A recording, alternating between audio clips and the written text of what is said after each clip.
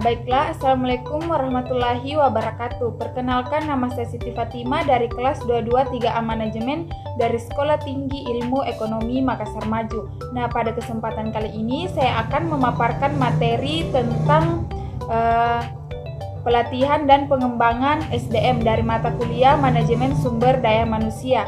Adapun poin-poin yang dapat saya bahas kali ini yaitu yang pertama, pengertian pelatihan dan pengembangan SDM, yang kedua, pentingnya pelatihan dan pengembangan SDM, dan yang ketiga, manfaat pelatihan dan pengembangan SDM, dan yang keempat yaitu tujuan pelatihan dan pengembangan SDM, dan yang terakhir yaitu jenis program pelatihan dan pengembangan SDM. Nah, adapun poin pertama yaitu pengertian pelatihan dan pengembangan sumber daya manusia. Adapun pengertian pelatihan merupakan proses pembelajaran yang melibatkan perolehan keahlian, konsep, peraturan, atau sikap untuk meningkatkan kinerja tenaga kerja. Sedangkan pengembangan SDM dapat diartikan sebagai mempersiapkan individu untuk memikul tanggung jawab yang berbeda atau yang lebih tinggi dalam perusahaan, organisasi, lembaga, atau instansi pendidikan. Poin kedua yaitu pentingnya pelatihan dan pengembangan SDM. Di dalam pelatihan dan pengembangan SDM sangat penting karena dapat membantu organisasi dalam memperkenalkan dan mengembangkan inovasi baru dalam produk dan layanan mereka. Hal ini dapat juga membantu organisasi dalam mempertahankan keunggulan kompetitif mereka di pasar global dengan menciptakan produk dan layanan yang lebih inovatif. Poin ketiga yaitu manfaat pelatihan dan pengembangan sumber daya manusia.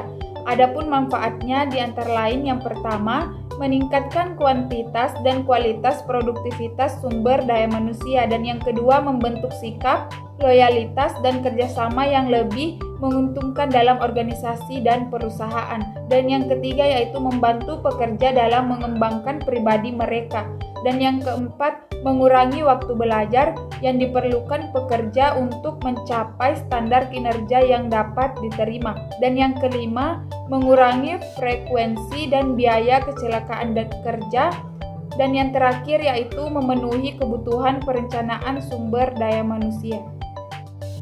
Poin keempat yaitu tujuan pelatihan dan pengembangan sumber daya manusia. Adapun tujuannya di antara lain yang pertama, memenuhi kebutuhan pertumbuhan pekerja, dan yang kedua memberikan orientasi kepada pekerja terhadap organisasi dan perusahaan, dan yang ketiga yaitu memberikan program pengembangan yang sistematis dapat mempersiapkan promosi pekerja secara konsisten sebagai upaya menarik mereka, dan yang keempat pelatihan merupakan elemen penting dalam sistematis pengembangan karir pekerja, dan yang kelima mengurangi waktu pembelajar bagi pekerja baru agar kompeten dalam pekerjaan mereka, dan yang keenam membantu memecahkan masalah operasional organisasi dan perusahaan, dan yang terakhir meningkatkan kecakapan pekerja sejalan kemajuan teknologi.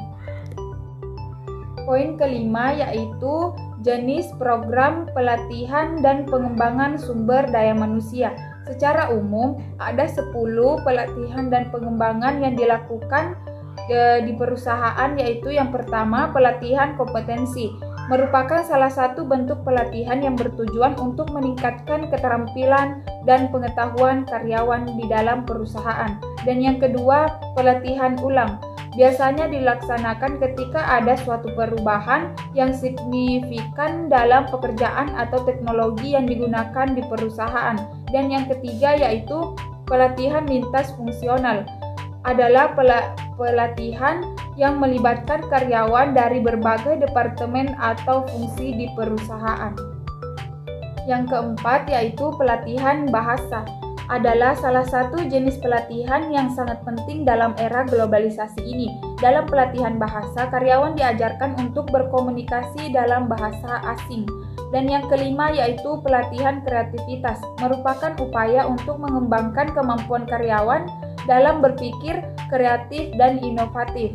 Dan yang keenam yaitu pelatihan teknologi, melibatkan pengenalan dan pelatihan terkait menggunakan teknologi dalam operasional perusahaan. Dan yang ketujuh yaitu pelatihan tim atau team training, adalah pelatihan yang bertujuan untuk meningkatkan kerjasama dan efektivitas tim di dalam perusahaan.